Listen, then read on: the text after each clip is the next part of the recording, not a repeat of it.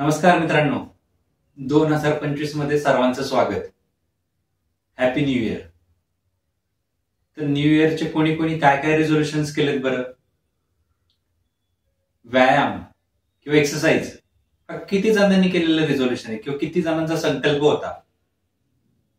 1 तारखेपासून आपण नियमित व्यायाम करायचा, 1 तारखेपासून आपण वॉकिंगला जायचंय किंवा 1 तारखेपासून आपण जिम करायची, जे काही अशा किती जणांनी संकल्प केलेत आणि आज 10वा दिवस किंवा 10 जानेवारी, एक आठवडा होऊन गेलाय नवीन वर्षाला.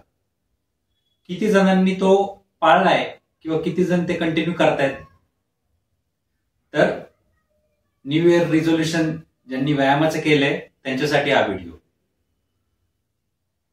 व्यायामाचा संकल्प वगैरे काही करायचा नसतो माझ्या मते तरी, कारण आयुर्वेदामध्ये दिनचर्येतील एक महत्वाचा भाग सांगितलाय व्यायाम. त्या व्यायामाचं महत्व सांगताना आयुर्वेद काय सांगतो? लाघवम कर्म सामर्थ्ये दिक्तोग्ने मेधस क्षया विभक्त गणगात्रत्वम व्यायामात उपजायते. म्हणजे दिनचर्येतील जो महत्वाचा भाग आहे व्यायाम, तो जर नियमित करायला सांगितलाय तर त्याचे फायदे सांगताना सांगितले लाघवम, लाईटनेस येतो बॉडीमध्ये. कर्म सामर्थ्य म्हणजे तुमची ऍबिलिटी, वर्क ऍबिलिटी, फिजिकल आणि मेंटल हे दोन्ही वाढतं. दीप्तोग्नी म्हणजे तुमचा डायजेस्टिव्ह फायर स्ट्रॉंग होतो, वाढतो.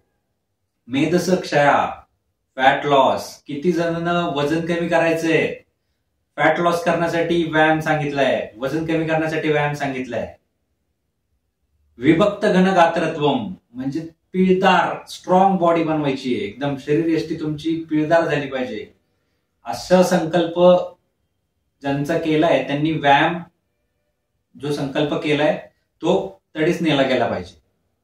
खरं तर 1 तारीख किंवा उद्यापासून व्यायाम करू, 1 तारखेपासून व्यायाम करू असं काही नसतंच.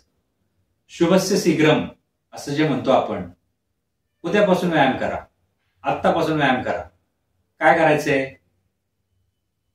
हे रिझोल्युशन केले ती चांगली गोष्ट आहे, पण ते रिझोल्युशन पाळणंही तितकंच महत्वाची गोष्ट आहे. त्याच्यासाठी काय करा?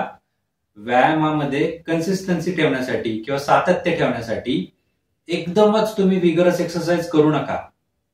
एकदमच 4 किलोमीटर चाललायत, एकदमच 25-30 सूर्यनमस्कार घातलेत, एकदमच जिम केले आणि हेवी ट्रेनिंग चालू केले, असं अजिबात करू नका. जिम करत असाल तर जिम ट्रेनरचा किंवा जिम कोच जे आहेत त्यांचा सल्ला अवश्य घ्या. जिम करत नसाल, वॉकिंग करत असाल तर 1 आठवडाभर फक्त 15 मिनिटं घड्याळ लावून चाला. दुसऱ्या आठवड्यात 5 मिनिटं वाढवा, तिसऱ्या आठवड्यात 5 मिनिटं, असं हळूहळू वाढवत 45 मिनिटापर्यंत तुम्ही वॉकिंग करू शकता.